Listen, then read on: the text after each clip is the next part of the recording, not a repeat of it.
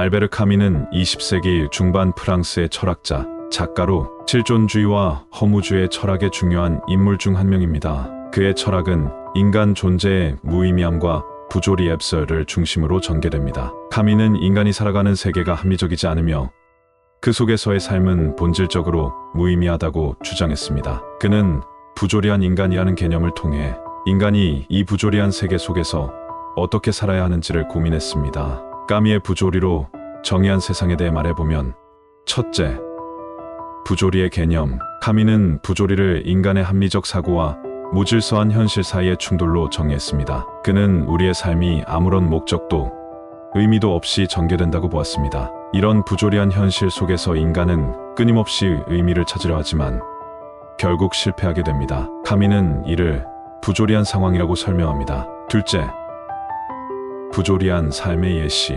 카미의 소설 이방인은 부조리한 삶의 대표적인 예시입니다. 주인공 메르소는 자신의 행동과 주변 세계의 부조리를 인식하고 그로 인해 사회로부터 소외되고 결국 죽음을 맞이하게 됩니다. 메르소의 삶은 카미가 말하는 부조리한 인간의 삶을 구체적으로 보여줍니다. 부조리한 삶에 대한 카미의 대처 방법. 1점. 부조리한 상황을 받아들이기. 카미는 부조리한 상황을 인정하고 받아들이는 것이 중요하다고 주장했습니다. 부조리를 부정하거나 도망치려는 것이 아니라 이를 직면하고 받아들여야 합니다. 이는 우리가 부조리한 세계 속에서 살아가는 방법을 찾기 위한 첫걸음입니다. 2점.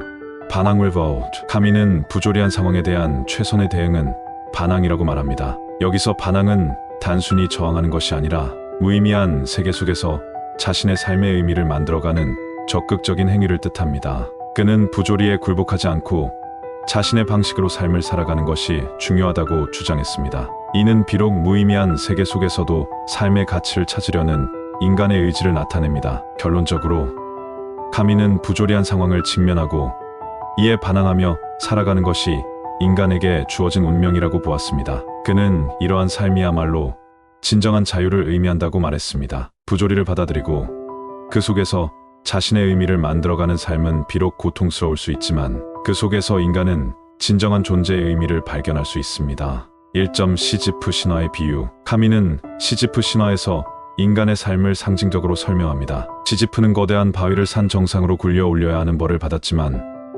바위는 항상 다시 내려옵니다. 카미는 시지프가 부조리한 삶의 상징이라고 보았습니다. 시지프가 바위를 굴리는 행위는 무의미하지만 그는 그 속에서 자신의 의미를 찾습니다. 카미는 시지프가 자신의 운명을 받아들이고 그 속에서 행복을 찾는 모습을 통해 인간이 부조리한 세계 속에서도 의미를 발견할 수 있음을 강조했습니다. 2점.